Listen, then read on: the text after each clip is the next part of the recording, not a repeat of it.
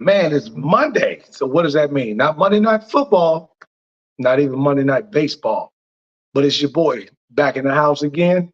Season 1, episode 117. Man, we're getting on down the road with your main man, the one and only Coach Tony, and this is the Pull Up Podcast Show. Man, we brought you a lot of different folks on the podcast throughout the year. Tonight, we're going to flip it up. We're going to talk about the small people. We're going to talk about the opportunity to make it to the next level and things that 90% of these young people out here that are playing for, practicing for, want to know. But before we introduce our guests, Val, you know what to do. Drop.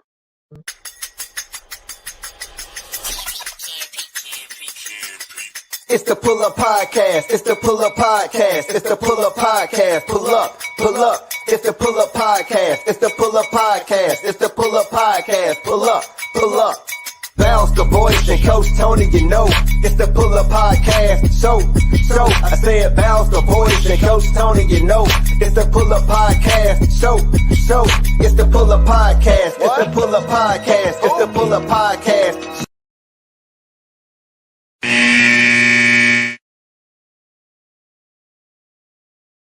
Man, welcome back to the Pull Up Podcast Show. We give you not one, not two, not three, but 4 quarters of knowledge, quarter by quarter.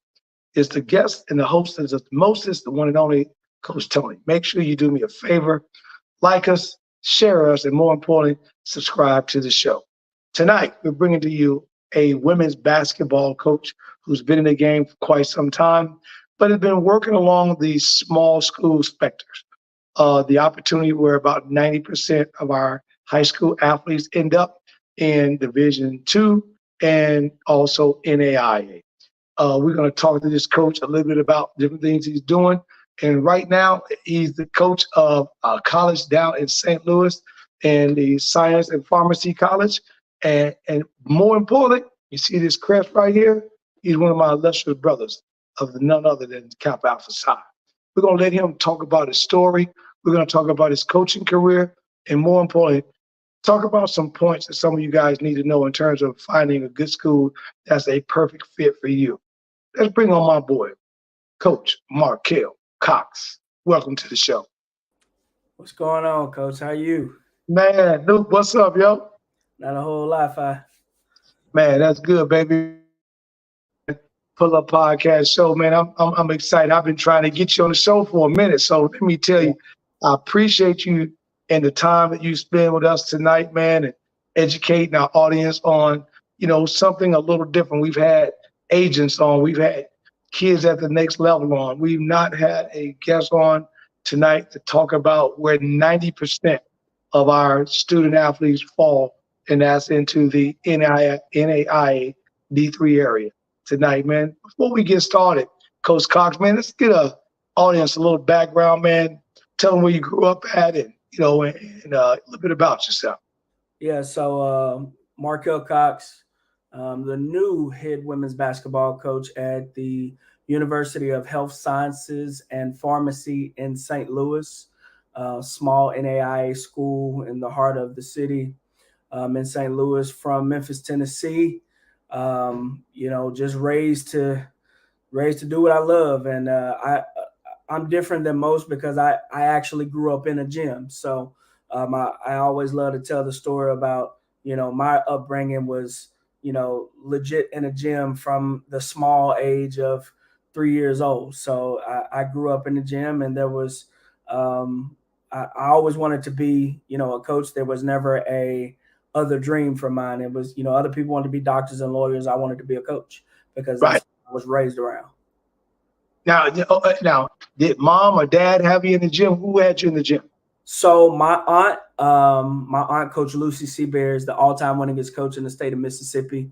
Okay. For women's basketball. My uncle, Coach Tavor Griffin, he was on the guys' side, and he's amongst the winningest as well. So I used to get shipped out to go to one practice with my aunt because my older cousin was babysitting, and then they asked me to the afternoon when my uncle would come in because they coached at the same high school, Cleveland Eastside High School in Mississippi. So I would be 5-6 hours in the gym from a young age of, 3, 4, 5 on up until I got an age, and just kind of started on the journey from them. Those are the two people that I idolize, and I love to say that I started coaching to be able to tell the story that they couldn't tell. So being able to utilize the platform that I have here, and the voice and the presence that I have to be able to tell the story of my family, because outside of me telling you today, most people would have never heard it. So, that's my why. That's why I'm on this journey right now. Man, that is awesome.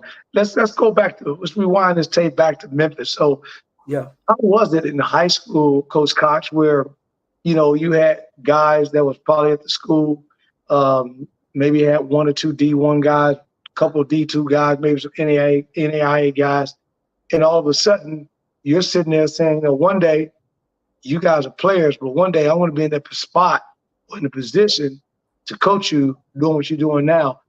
What was it like during the high school time when you really knew you wanted to be a coach, not necessarily a player? And then how was you preparing yourself, at that time?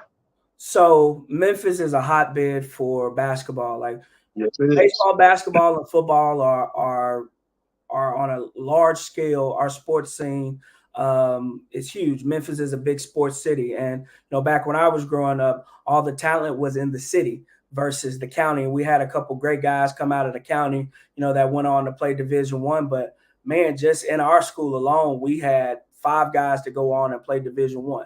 So like Coach Wesley Hennon did a great job really raising the team and taking the program to new heights. And from that lineage of taking and seeing Coach Hennon do what he did, that's something I felt like was instilled in me. And then I had the opportunity to actually go down after my uncle retired at Cleveland Eastside, and I ended up playing in the summer under Coach Cotton with former NBA player Johnny O'Brien III.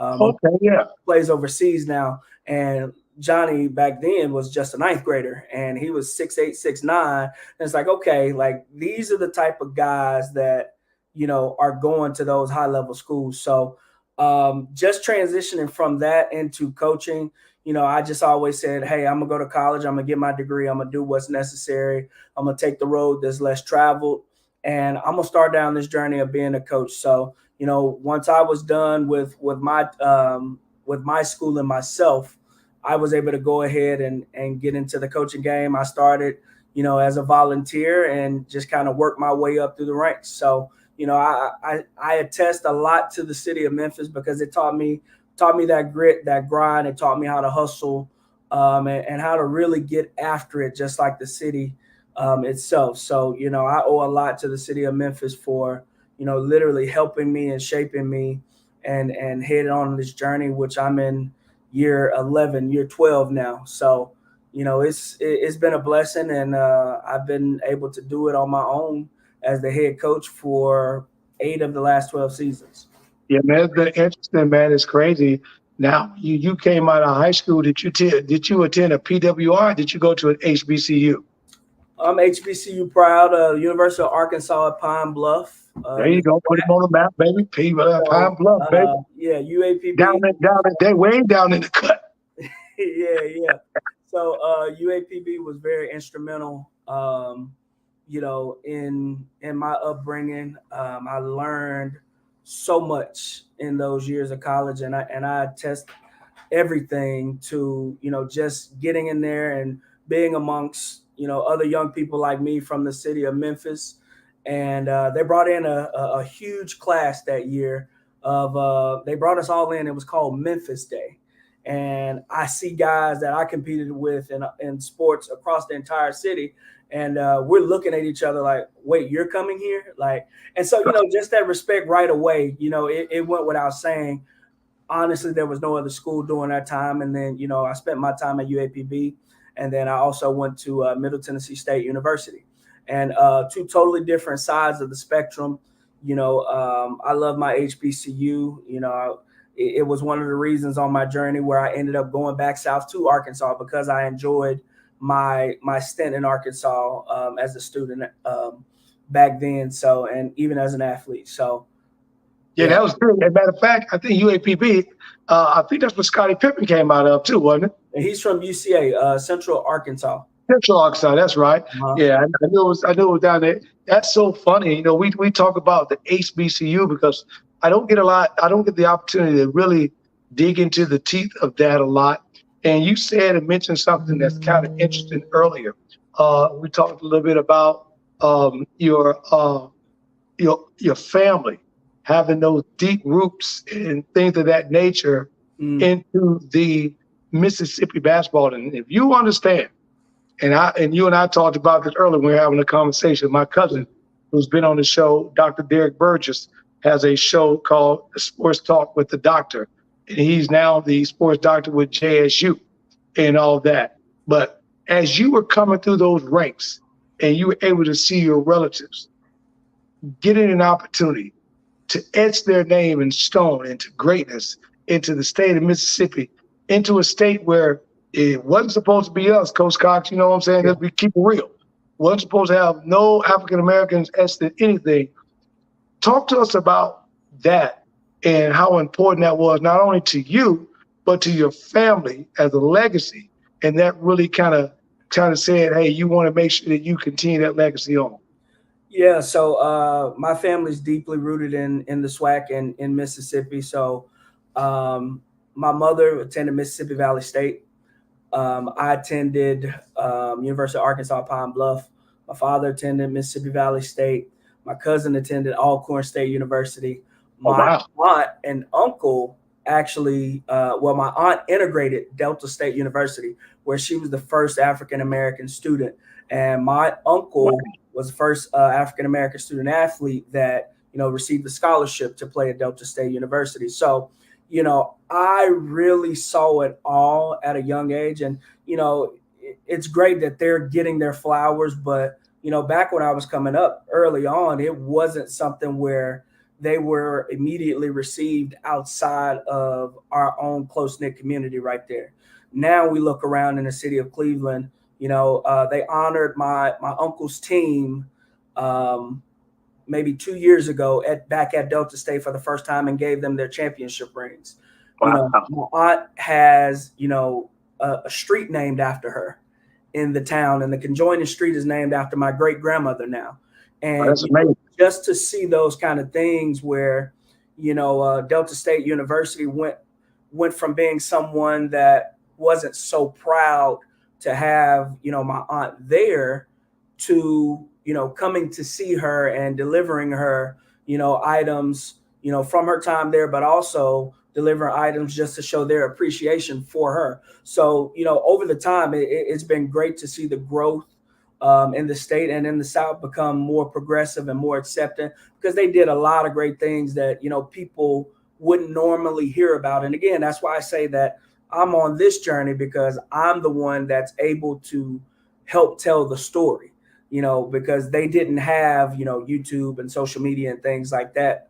I want to brag about my family a little bit too and talk about everything that they did well, because I don't feel like they were ordinary people. I feel like they were extraordinary coaches. And, just to grow up amongst that, man, it was something special. Yeah, that's phenomenal. And I got to give a shout out to my girl, Coach Kim Anderson down at Mississippi Valley.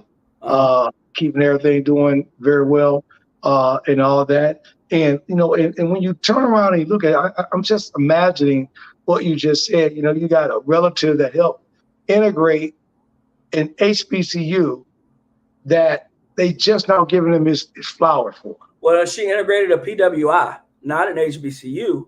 Oh, yeah, exactly. Right. So, that was huge then. And we're talking, she walked to school. And you've never been to Cleveland, Mississippi. Which was dangerous enough back in the day. Yeah. So you've never been to Cleveland, Mississippi, but that's not no easy walk, man. That's a few miles. And yeah. Like me, you talked earlier, that ain't no city blocks, them country blocks. Yeah, them different. And so, every chance I get to get away and go back and spend time with my aunt, anytime I go visit my grandparents in Cleveland, Mississippi, I always swing by my aunt's house. We always talk basketball. She always wants to know what's next, where I'm going, where I'm headed, how proud she is of me. And, I had my full circle moment 2 years ago where when I was at University of Arkansas Monticello, we were I remember able that. to Remember when you took that job? Yeah, we were able to take my team from Monticello and play at Delta State. And my aunt and uncle got to see me coach for the first time.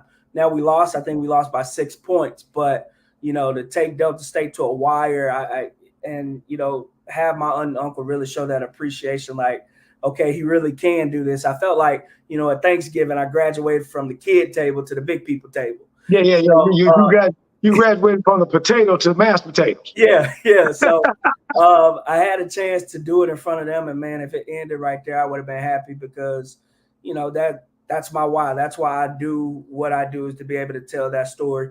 Man, that's the thing. But yeah, that's awesome. You got me with goosebumps over here. Hey, let's check in with a few folks. My girl Bella, I love it. She said, "What's up, Coach T? I appreciate it. She's regular. I love on my show." And some of your guy, Junior Ali, said, "What's up, Coach Cox?" Yeah, what's going on? That's my guy right there. I got a lot of stories to tell what that guy told me. We're gonna hear some of those. So he's checking in right there. And Miss Brooke Osborne said, "What's up, Coach? What's going on, Mr. Cox?"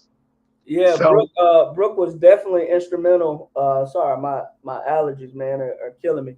But Brooke definitely helped me a lot at Bluefield University, just helping me navigate where I just left, man. It was. Oh man, that's all. We're gonna get into that. Hey, we are talking to my main guy, my frat brother, my baby, yo. We talking to Coach Markel Cox. We're gonna be back. We're gonna pay a few bills, get out of this first quarter, and be back. Val, let's pay some bills real quick. We'll be right back on the Pull Up Podcast Show with yours truly, Coach Tony. Are you a small business owner looking to grow? Introducing the KeySpot mobile app. I'm Cynthia McAllister, owner of the IT company Quality SAP. Since 2016, we have been supporting small businesses and help them promote and share their businesses, services, and events across the country. KeySpot is more than just an app. We are a network providing community. KeySpot, connecting communities and supporting small businesses.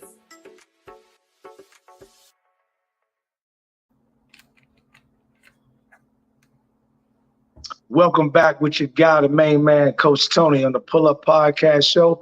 Make sure you like us, share this link, and more importantly, subscribe. I got my guy on the show tonight, Coach Markel Cox from the University of Science and Pharmacy out of St. Louis, Missouri.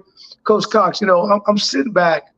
The crazy part about it is, man, how we sometimes tell a story that's so vital to us. Like my relatives are linked to Alabama in that way, through the Montgomery bus boycott. My great grandmother babysat none other than Helen Keller. Great grandmother knew Rosa Parks in all the Montgomery bus boycotts and things of that nature. And to see that on the athletic side of the house, man, that had to make you proud. And I remember when you took the Monticello job. Yeah. You and I go back and we were talking about some things. Talk to me a little bit about that first job and the strives and the struggles that you had, and then how it gave you the opportunity to make another move in the coaching game. Yeah. So when I first started, fresh out of college, I jumped in 2 feet as a volunteer assistant at Lemoyne College. It's in South Memphis. Out of Memphis. Yeah, baby. So right there. Coach Anderson down there. Yeah. So I jumped in at Lemoyne. That's where I got my start. It was very short-lived. And then I took a job as an assistant at Southeastern Illinois College. Yep. Southeastern Illinois College, small junior college in Harrisburg, Illinois. Yep. Man, getting paid a small stipend, but I was finally a paid college coach. So for me, that meant more than what I was getting paid. It was the fact that somebody was willing to pay me right in order to do what I love. At that point, it was amazing. It's like, okay, so this actually can happen for me. And that really jump-started that vision and that dream. So from there, I took a leap of faith. I moved to Ohio. And when I moved to Ohio, I took my first head coaching job at the age of 24, 25 years old, man. And I had no idea what I was doing, but I remember up there, you doing your thing, though. yeah. So athletic director Ken Lake, actually it was on LinkedIn where we first got connected, and then he came out and watched the game and offered me a head coaching job after bringing me in for an interview at Clark State Community College in Springfield, Ohio. So I was there basically 1.5 semesters, left there, and I decided I didn't know enough. So, I didn't know enough about being a head coach. So I took a job as an assistant at Urbana University. And a lot of people don't know this part, but I was an assistant basketball coach, but I was the head women's golf coach while I was at Urbana University. So it presented a unique opportunity to be a Division II head coach of a completely different sport. Also, learning operations and budgets and things like that in order to continue on the journey as a head coach when my time came. But I learned so much about being an assistant and so much about being a head coach from that move. And I'm grateful for that move. And from there, I transitioned to Cincinnati Christian University. And I was at Cincinnati Christian University 3 years. Put up a ton of numbers over there. We did really, really well at CCU, and our university shut down right before COVID. I remember that. Man, you want to talk about something that was hard? I carried a large roster, so being able to place all of those players somewhere and take them from being at CCU and place them at various universities, that was probably the hardest part of the career. Now let's back up. Let's don't move that. Let's stay right there for a second. Because I really want the people to understand. Because I get people ask me questions about videos and D1s and all this and then how they go about that. Let's go back. So we're talking people. We're talking to Coach Cox. We're talking about the route coming as a small coach. And I get you because you and I were taking that journey together. Yeah. Because I took that volunteer job at Fisk University. Yeah. Same thing, jumped into the GCAC, NAIA, and I was that assistant coach, didn't get paid, and then it finally started to happen for me. And it's always great, I tell people, when you can get someone that's almost in the same boat, bouncing ideas off of it. And it was even better that I found you. You was a frat brother, so I knew I would already, trust was already there. We was good. But now you find yourself in Cincinnati. You had a coach that saw what you were doing, liked what you were doing, said, hey, I want to give this young brother an opportunity. Then COVID hit. COVID shut down a lot of things, and it stopped a lot of things. Because I know you remember the first year we came out of COVID, when only people that could be in the gym was the team and the coach. Right. And it was like practice all over again, like no cheering, no nothing. It was hard to play a game because you score a bucket. It wasn't like anybody going to cheer for you, or maybe you down by one, you need the crowd to get none of that. How was that, and how did that affect some of the decisions you made and some of the things you were working with some of the girls? Because it wasn't like you was at University of Cincinnati where you had people that wanted you, girl. You had a smaller school, right? You had to make things happen. How did that happen for you? So we shut down. So COVID hit in that February, was that 2020, maybe? And so my school shut down that January, that December, January, going into COVID in February.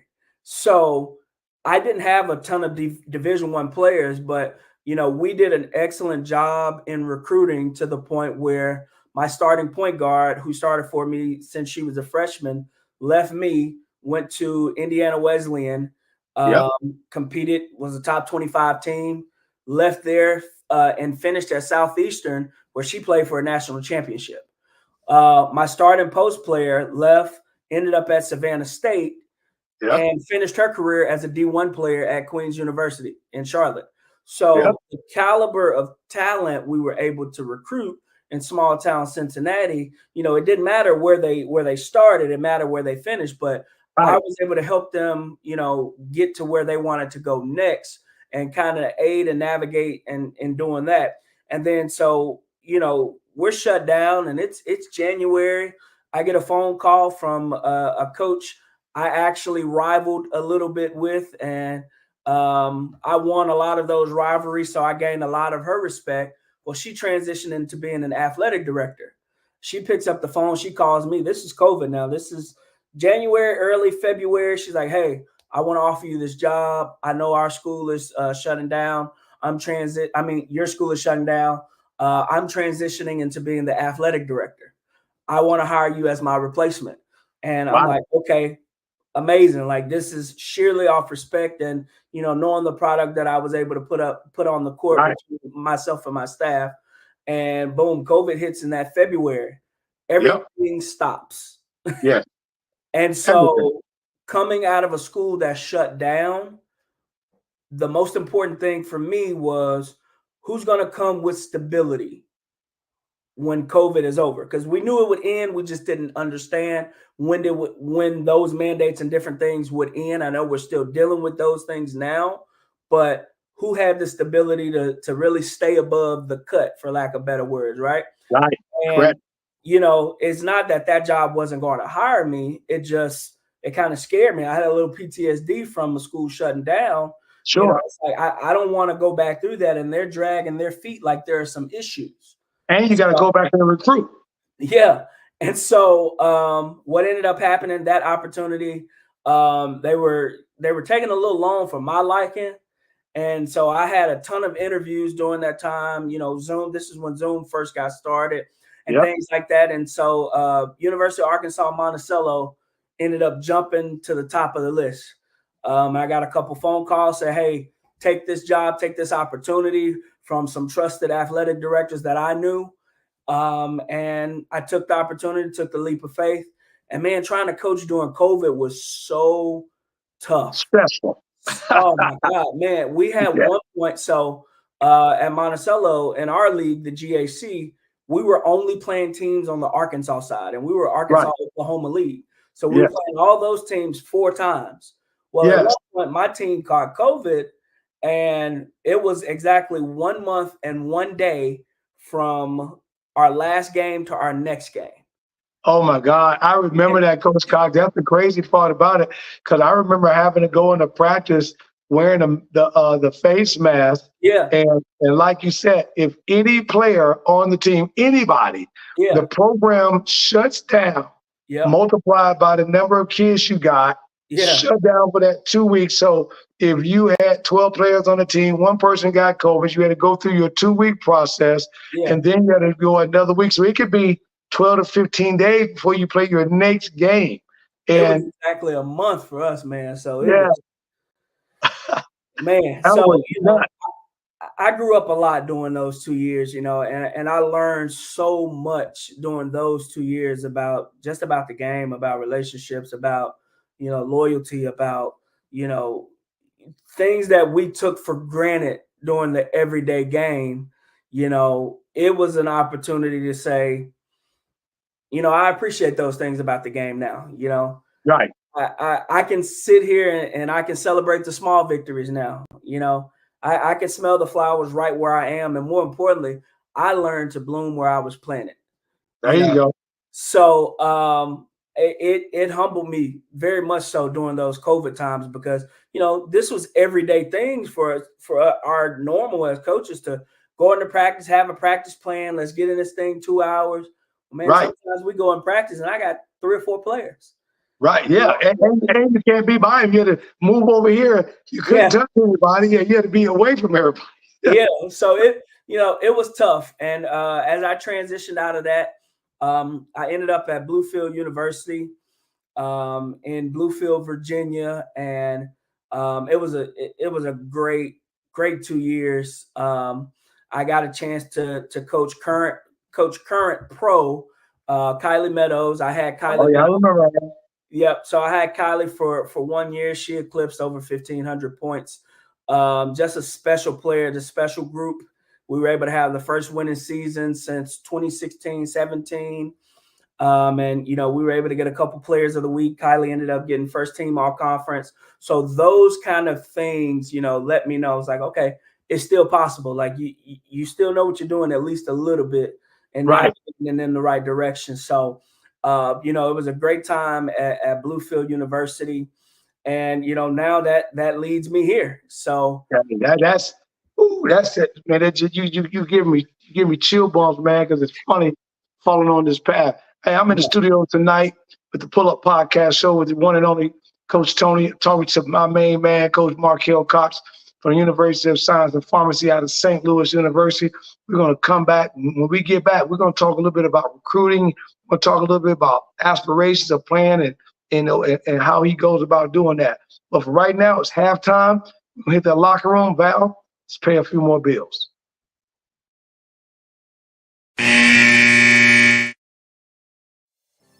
I've always thought about how my mom has supported me in any creative endeavor. How beautiful was it for your mom to be the superhero in your life and show up in your creative ventures with this book? People ask her to sign the book more than they ask me to sign the book. Sometimes I step to the side, I take their picture. And, we have to celebrate our mothers. We got to celebrate our beginning. So she comes out with me. Every event, she is there. Even when I tell her she does not need to come, she will show up in the parking lot. And I'm like, oh, okay, you coming? Okay. I'm like, all right. Right. And she got a bottle of wine in her hand. What in the world? Why are you giving her alcohol? No, I'm just saying. She showed up in the parking lot. She got a bottle of wine, nice wine. She's going to set it down. She's ready for the show, Val. You know what I'm saying?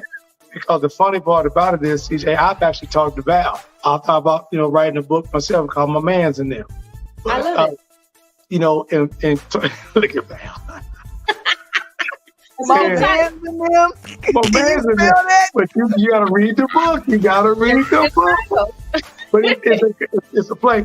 CJ, I apologize because Val should have dropped some old Dub C so you could have came out crip walking. You know what I'm saying? I'm not flamed up right now. I got to hold on. Trying to get me shot. Going back to school tomorrow, like I saw you, Miss Charles. I saw you. I mean, I can crip walk, but please, but I'm kind of, authoring right now. You guys are funny.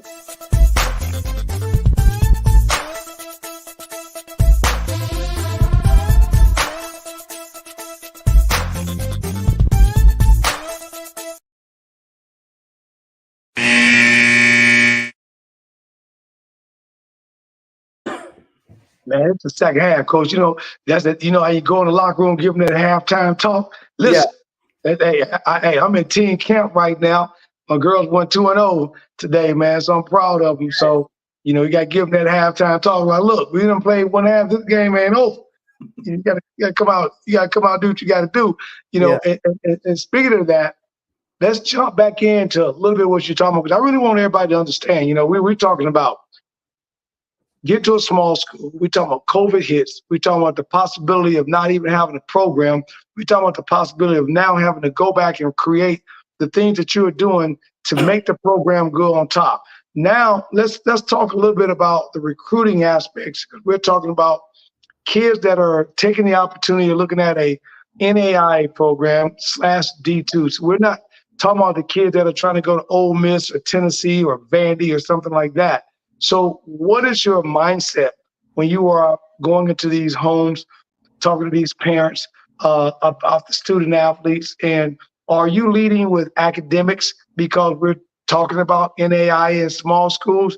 Or are you in there talking about the athletic program and the academics play an important part? Well, I've only been fortunate enough to work at small schools. So I've been on the NAIA NCAA Division II, circuit for the last 8-9 years, right? Yep. The biggest difference, people always think Division I, Division II, yep. And then, well, that's it. I might as well go play Division III, or like every opportunity is a great opportunity. Right. So first and foremost, to continue playing the game is the goal. And Correct. Once you're done, the level will mean only so much to a very few select people. So, Correct.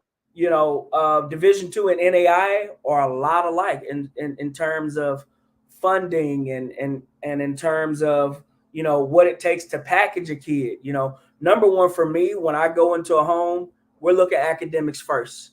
Yep. Okay? If like at my current school, University of Health Science and Pharmacy, academics play a strong part in our recruiting because we want to recruit higher academic kids because of the programs we offer.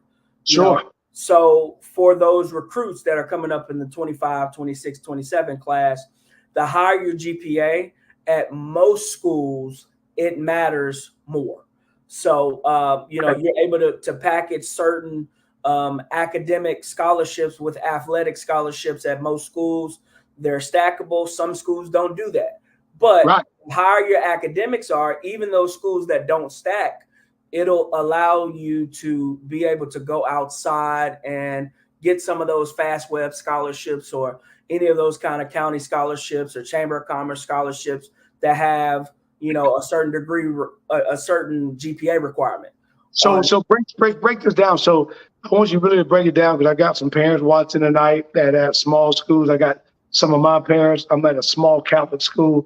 Mm-hmm. And I just tried to talk to a parent the other night, Coach Cox, and I said, if I'm school A, academic, and I'm school B, athletic, and in school B said athletically, you're not going to make it over here. You'll need to go the JUCO route, and maybe if you get your skills, you can come here.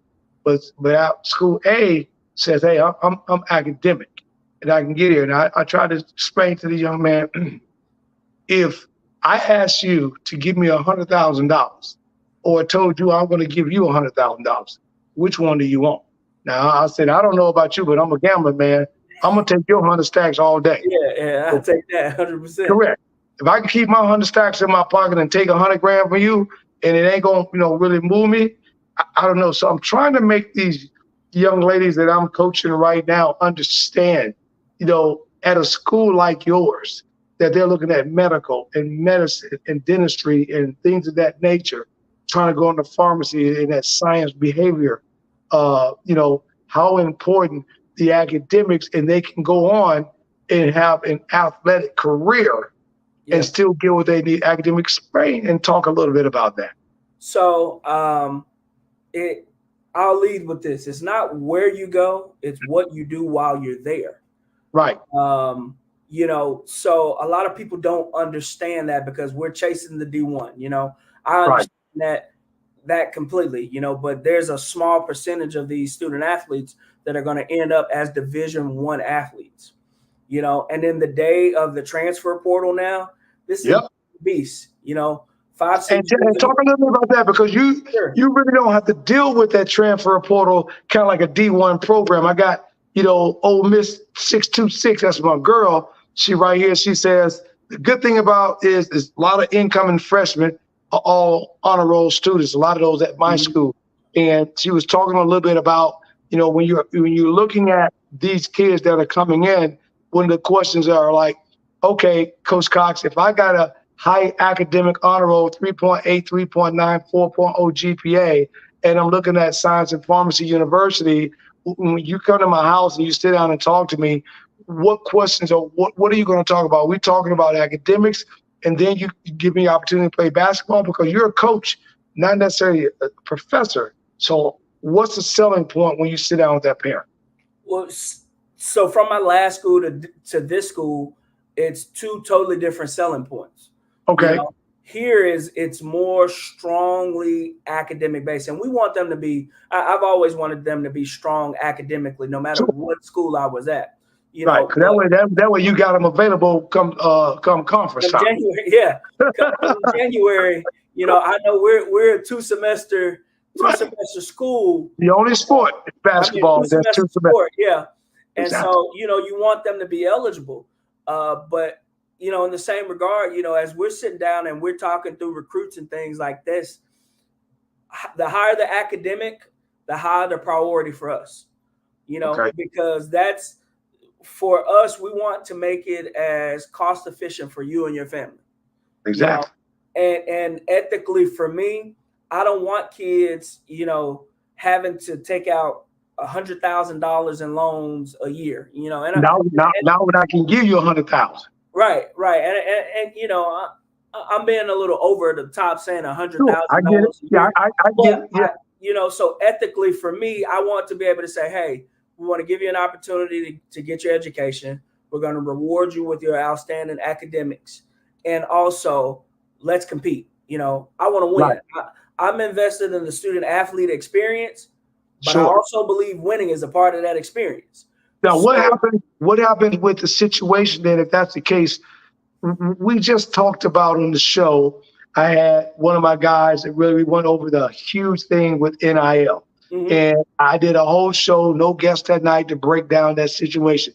But I'm glad I got you tonight, because now you can make these parents understand the difference of what I've talked about. So previous conversations, Coach Cox, was the D1 guys is X amount of money, depending on if it was a Power 5, X amount of money at mid-major, and then the D2. So when it comes down to the way the NIL, because I want to let a lot of people know, don't think because you are at an NAI program, you cannot get an NIL deal, because Right. I can tell you the gymnast that just came out of FIST in gymnastics, she's got a huge NIL deal because FIST put FIST on the map as the Right. first HBCU to do that.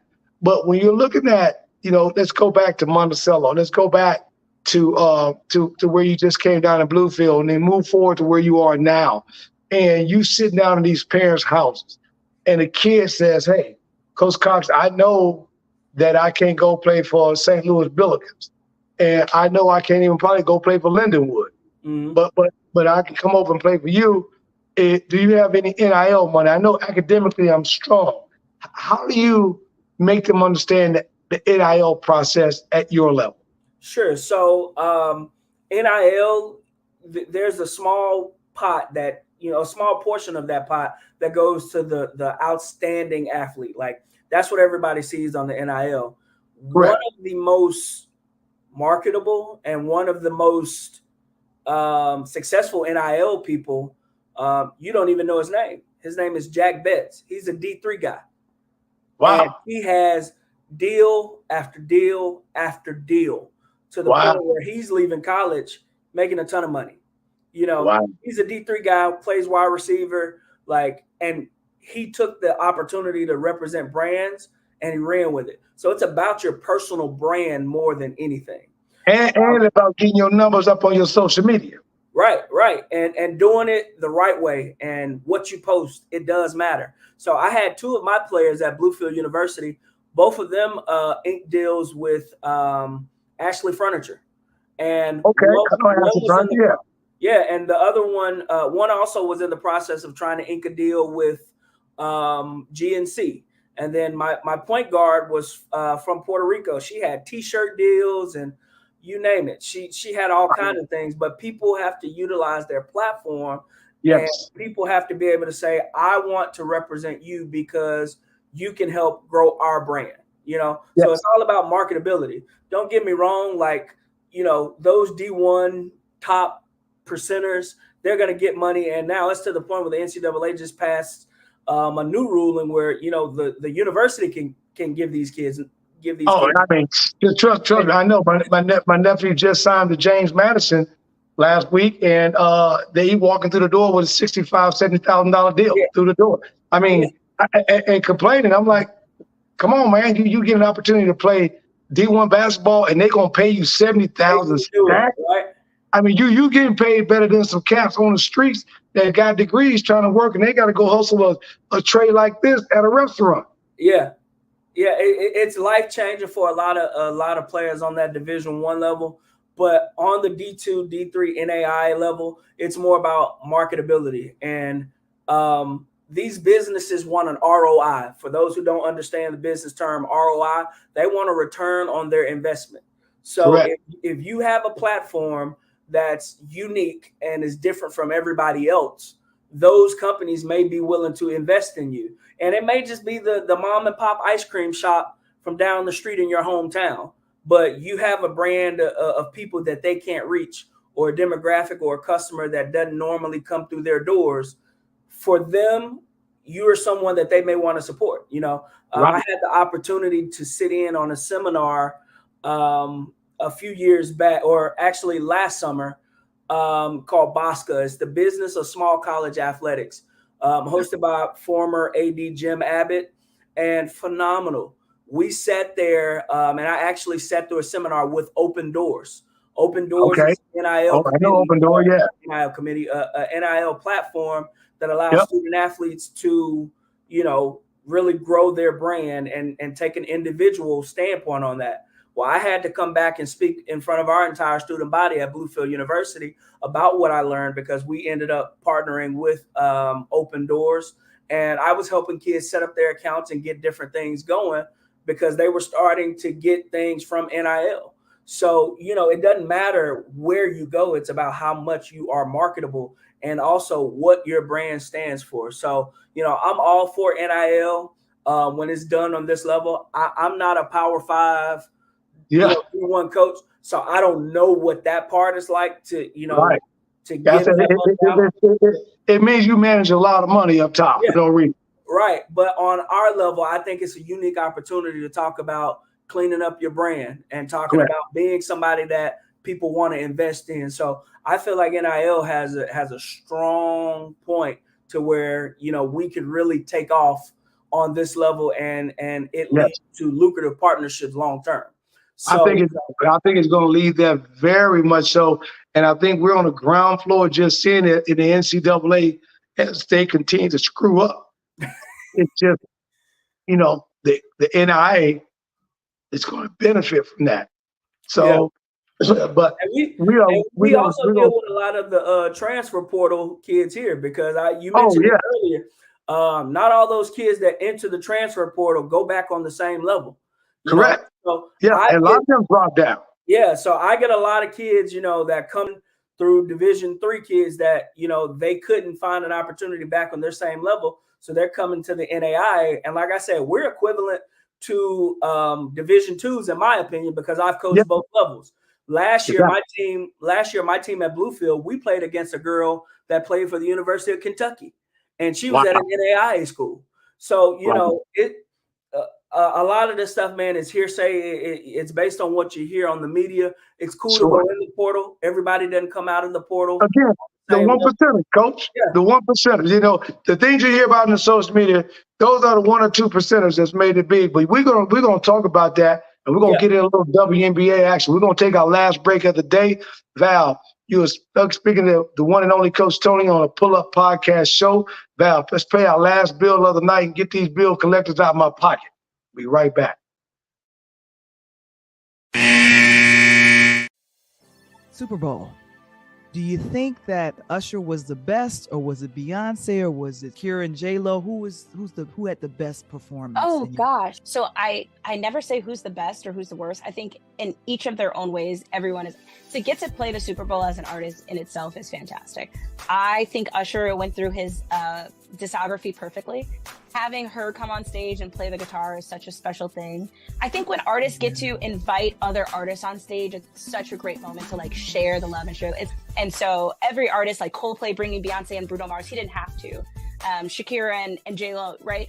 I think it's really important instead of who's the best, getting to realize you could do this moment by yourself and it would still be iconically as good. Usher could have been just himself, like Rihanna did just herself. Right. But he chose especially to bring female artists on the stage.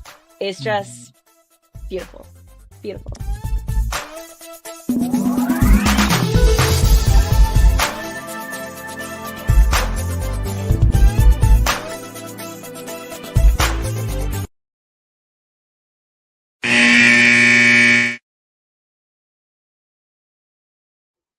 Welcome back to the Pull Up Podcast show, and your main man, it's the one and only Coach Tony. And tonight I got my guy, Coach Markel Cox. Coach Cox, we got a couple questions for you sitting out here. A couple people want to dive their fingernails into. We got two big questions. I'm going to ask you the first and let you answer it, and then we're going to have another one. First one is by one of my close friends of mine, by Ole Miss 626. She said, first of all, NIL is getting completely ridiculous in her opinion. But she says, speaking of women's basketball, what are your thoughts on what is going on in terms of in the WNBA so far? And what do you tell players on how to achieve the level of success when these women are having what they're doing right now? In other words, when you talk to your players, And like you just had success. I saw the young lady that was at Bluefield. Now she's playing overseas. I followed her the whole way. She's having tremendous success. When they come to you and they're talking to you about that, Coach Cox, you just say, hey, listen, you may not get picked up by Chicago Sky, Indiana Fever, Atlanta Dream, but hey, listen, if you want to continue this and you want to play for a few years, that you don't have to go get a job and you can make your way in this basketball, they can pretty much pay you the same amount of money that it is that you can get a job. What's that conversation? And how are you sitting down with that player to let them know that you not only got their support, but what's that conversation about? Yeah, so for me, number one is, can you do it over there? Like, what are you doing for us and our? Because they'll send you home quick. Man, I can tell you, I've coached 3 pros in my career, and I've had interesting stories from each one of them, just on their first time out or their second contract out, how things are different. But for me, our game is growing and it's transcending to another level. I love the way that women's basketball is finally being appreciated, and we're getting so much notoriety now. But if you're capable, if you have the size, or honestly, if you have the dog in you to be able to go over there and compete, we want to make sure we do our job at being able to market you to that. Kylie Meadows, my latest pro out of Bluefield University. The conversation happened early on with Kylie, like, hey, what is this we want to do? I want to be a professional. Okay, well, A, I need to see you acting like a professional. And B, I need to see you doing the small things that everybody else would not do. Correct. You need to be a different kind of dog to make it overseas. Correct. Correct. To go and to stay is 2 different things. Correct. Kylie had the pleasure of playing in 3 countries in this first year, and in her last country, which was Cyprus, she ended up being newcomer of the year. So to be over there, you have to be somebody special. And she came from small NAI Bluefield University. And there are a couple other aspiring pros within that group that now see that it's possible within the program, to the point where we had other coaches in our league calling and saying, hey, we got a couple kids that want to go overseas. How did you go about lining those kind of things up? And so, those were opportunities for me to help kids outside of my program based on my knowledge of helping push people to go overseas and those relationships that were built. So, we were able to make something special happen to where she could go and live out her dreams. But that's awesome. Right. And that also set the tone for every single other player that said they wanted to be a pro within our program. Understand it's already happened, but we're not going to put our name and our brand on the line for somebody that doesn't hustle and touch the line every practice, And it helps you out, Coach, because I'm sitting next to Cox every day in practice, right? I'm guarding you. I'm boxing you out. Yeah. I'm going for loose balls, man. You fighting every day. I know you're the best player on the team. I'm right behind you. And then I see you get signed. Man, and I know I got another year. Man, the dog in me just came out, because I'm like, hold up. Man, I'm at him every day, and he just went overseas. I know I can get it. That's like your boy Junior Ali said. Junior said, man, I'm loving everything that's going on right now in the WNBA, in terms of expectation and exposure. It's long overdue, but the one thing they got to understand is hard work will always prevail and pay off. Yeah. So when you sit up there and you talk to your players, I'm a coach, so I get it. We always talk about hard work. Yeah. But I talk about the little things, Coach Cox, about the extra things, the little things. Right. Getting in the gym when you're already tired. You already worked out. When can you go back and get a couple more shots? Yeah. Or hit the weight room, staying strong? Because the biggest difference is what we're seeing right now is a massive explosion, as they call the WNBA now. The new nickname is called the W. So in the W, we're seeing that. And I'm telling you, Coach Cox, we are a sneeze away from getting a team here in Nashville. And I cannot wait. And I'm chomping at the bit to make sure I'm a part of that. And, and when we're looking at these women and women's basketball, like women's soccer, I was talking about that on my last show. The Major League Women's Soccer is exploding right now all around you in these contracts. And I think that with the situation, what happened with Brittany Griner, get caught up in Russia. Whether that was medicine or whether that was stupidity, it doesn't matter. It cost her, but it was eye-opening, and it was at the same time that COVID was going on, right? Yeah. So it was crazy. So when you're looking at that, where do you think women's basketball is headed in the near future? So I got a little bit of a different insight to it because one of my former assistants is Coach Andrea Stinson, who played in the WNBA for 10 plus years. She was a 20-year pro, 20-year vet. You know, she was in the inaugural class of the WNBA. And just to hear the story. With Cynthia Cooper there. Yeah, so she was actually backcourt mates with Dawn Staley for the Charlotte Sting. And so, you know, just to hear her talk about what the WNBA was and now where it's trending, like, you know, that makes me happy because, you know, those players paved the way early. You know, players like her being able to establish the league and hold on to the league so that it can get to the point that we're at right now. You know, you talk about, you know, what Caitlin Clark and Angel Reese and those people are doing for our game. It's beautiful. You know, one of my really great friends, Coach Aaron Horn, he actually coined a phrase that I thought was kind of brilliant. He has a podcast himself. He coined a phrase that he said he thinks women's basketball in the WNBA is getting ready to take off because now we have a story, for lack of better words. Like when the NBA got Magic and Bird, that's when it transcended to a next level. But do you know that was 25? I just saw a write-up on that. So basically 1960-ish and 60, 55, 60-ish and 1979, 1980, 82, Bird and Magic came in there. It was the NBA's silver anniversary, 25 years, and it took off. And this is the 25th anniversary from 1989 with the WNBA.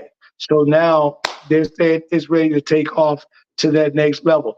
And people go crazy at me, Coach Cox, and they think that I'm just hoopla, Caitlin Clark. I'm not. I'm an athlete coach.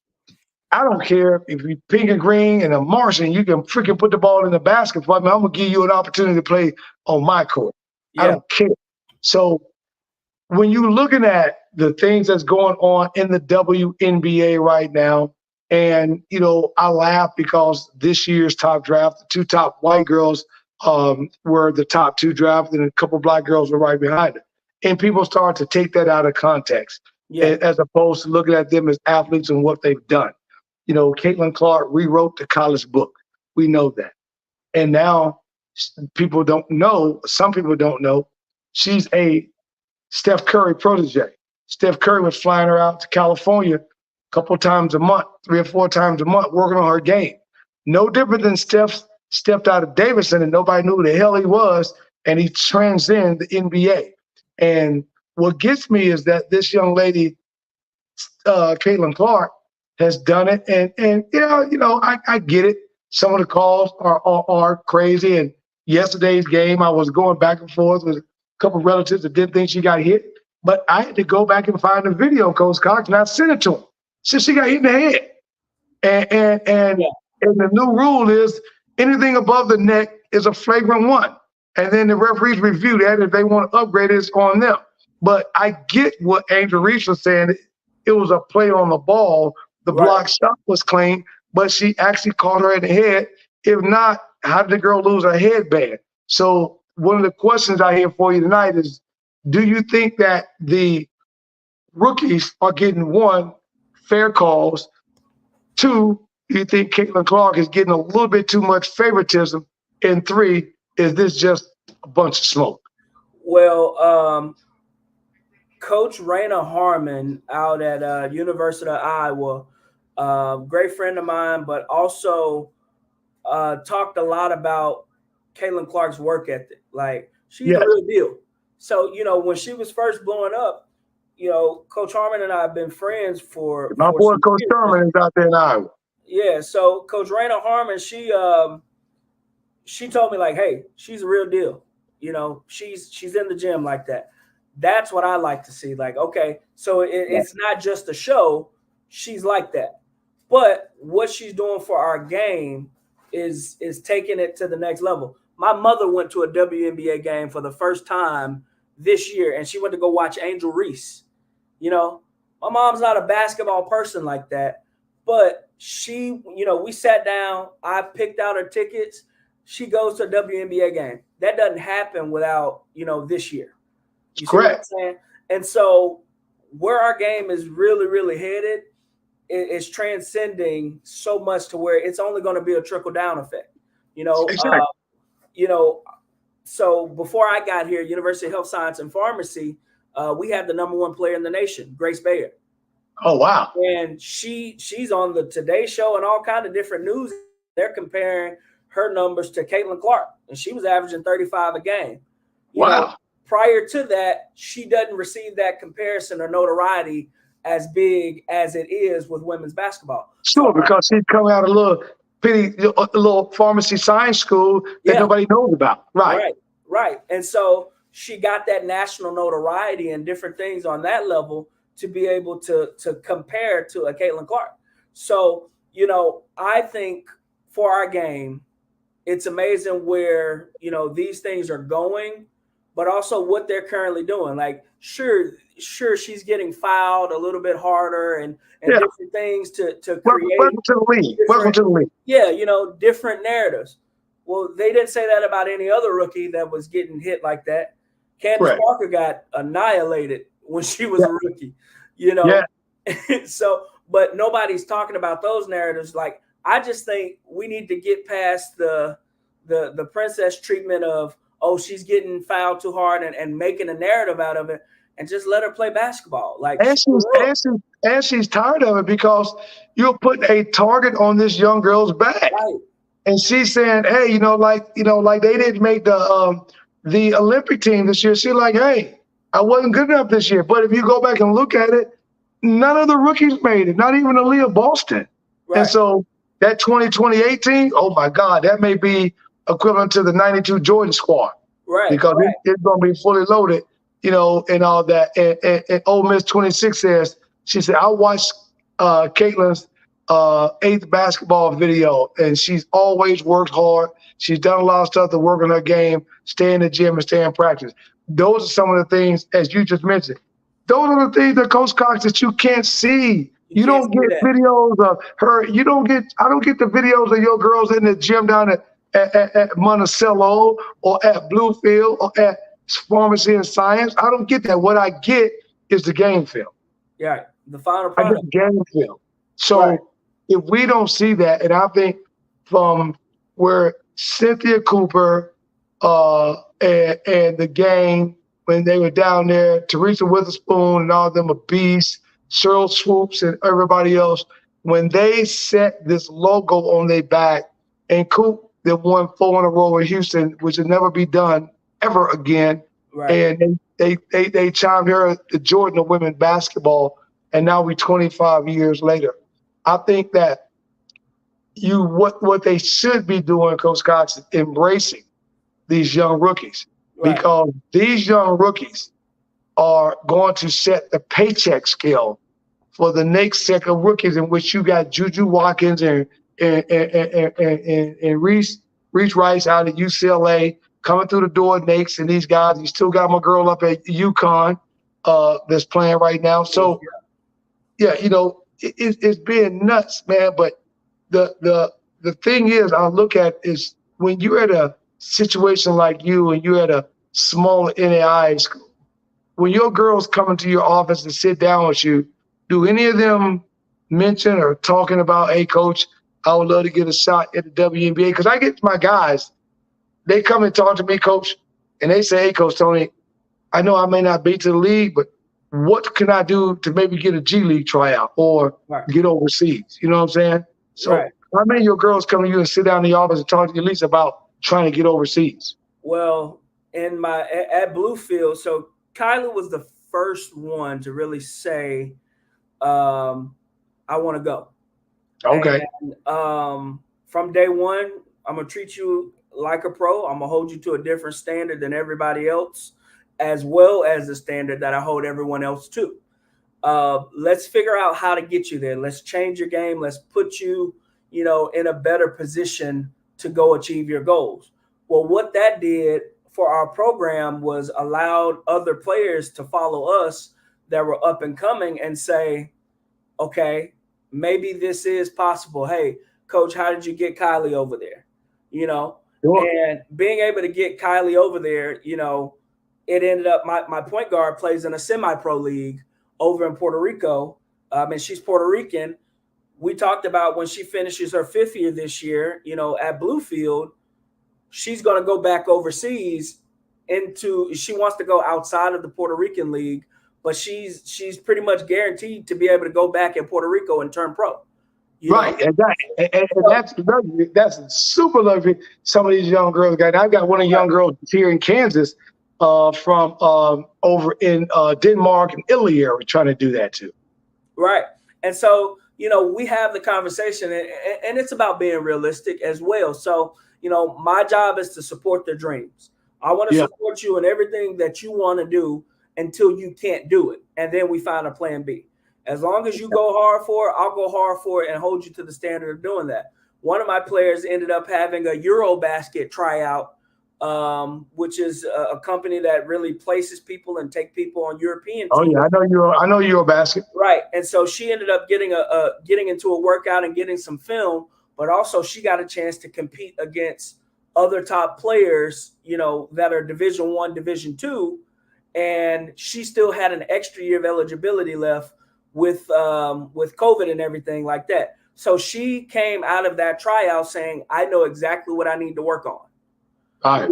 So for those opportunities, yes, for some, it seems like it may be an empty opportunity. For her, it reignites the fire and it lets her know exactly where she wants to go with this thing.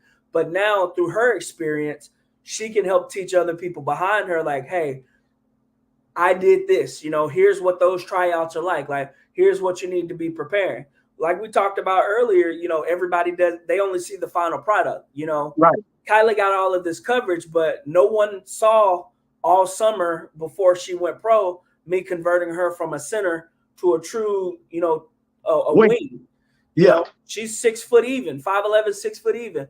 No one saw that time spent converting her from that to that in order for her to go over there and shots, going off drills. Right. Yeah.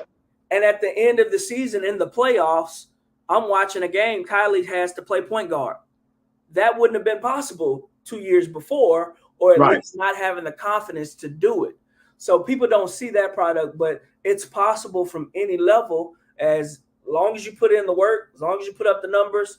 And you have to be somebody that, other coaches would want to write their hat on in order to get into some of these tryouts and things.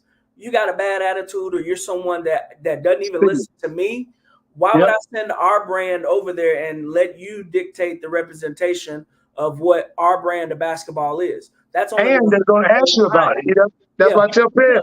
They're going to call me and say, hey, Coach Cox, you sent Antonio over here. What do you think about him? And if me and you bumping heads, they're going to like, hey, man, this dude is solid. He can hoop and everything else. The only thing about him, he got a terrible attitude. Right. And that one comment sometimes can keep you home or get you on a plane. You know, and it's crazy. Val, let me see if we can cue up a little coach's advice. If you got that video, Val, ready, let me know or not. Jump in here. I'd like to get the people before we get out of here with Coach Cox, just a little bit of nugget of what he talks about when he's talking to his players. If you got that video queued up, drop that for us.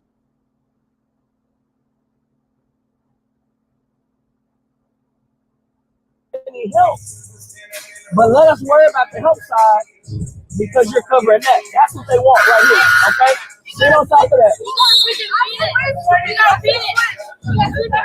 Here we go. Let's go. Let's go. Let's go. Bradley on three. What I'm telling you is 33 has been here and you've been something behind instead of sitting on top. I know you said you don't have any help, but let us worry about the help side because you're covering that. That's what they want right here, okay? Man, I tell you, you sound like me today. Look, I don't know what you're talking about. Talk to them. You're on the floor, they're in the trenches. Right. Yeah. Help side, you better tell the girl you need help. Don't come look at me. You know what I'm saying? But man, I tell you, it's crazy, man. I actually love this game. You know, Coach Cox has been into it a long time. You know, me and you've been into it from the beginning of yours.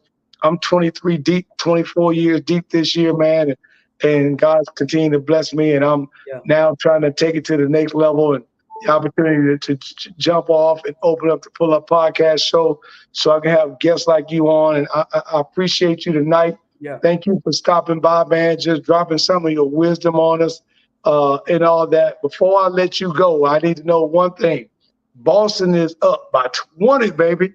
And I told them for promotional purposes only.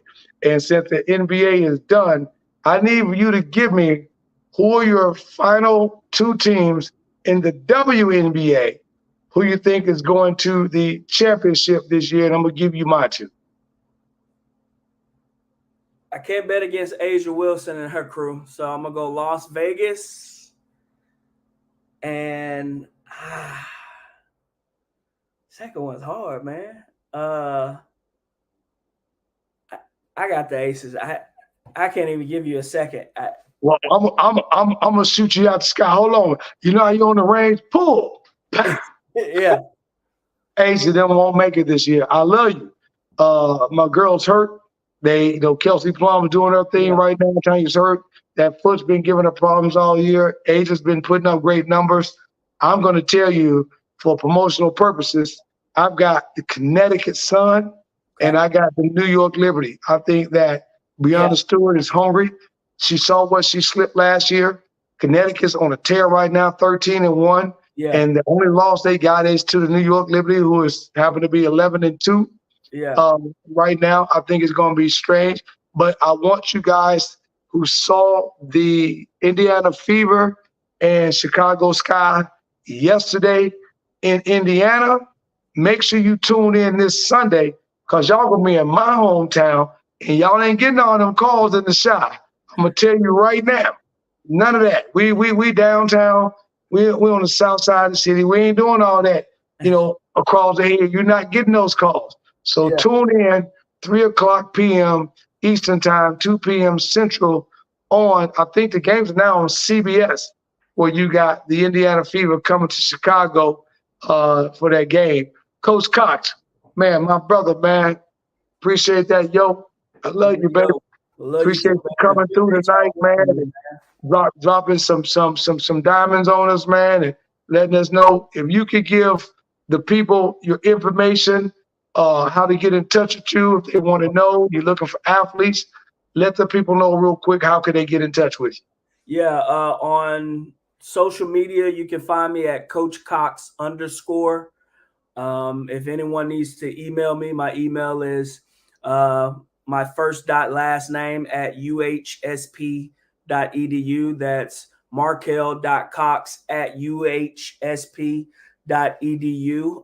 But always drop me a message on Twitter. I'm a big Twitter guy. I Twitter constantly. Also, I'll do Instagram as well.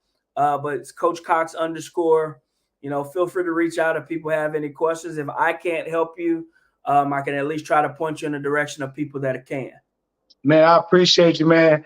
And right here behind me, make sure you and I continue to talk. And some of the young athletes you got, I want to make sure I get into you with the Rise.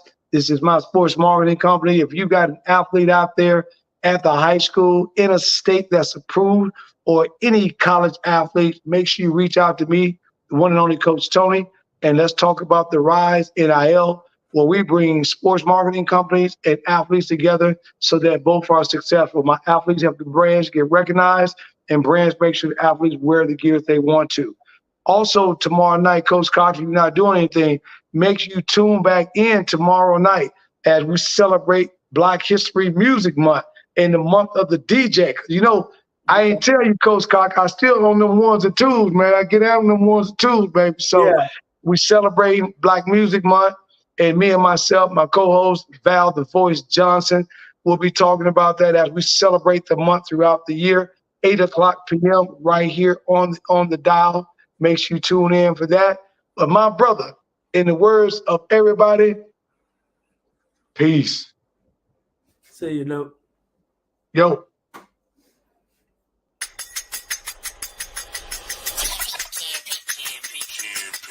It's the Pull Up Podcast. It's the Pull Up Podcast. It's the Pull Up Podcast. Pull up, pull up. It's the Pull Up Podcast. It's the Pull Up Podcast. It's the Pull Up Podcast. Pull up, pull up. Bounce the voice and Coach Tony, you know it's the Pull Up Podcast. So I said bounce the voice and Coach Tony, you know it's the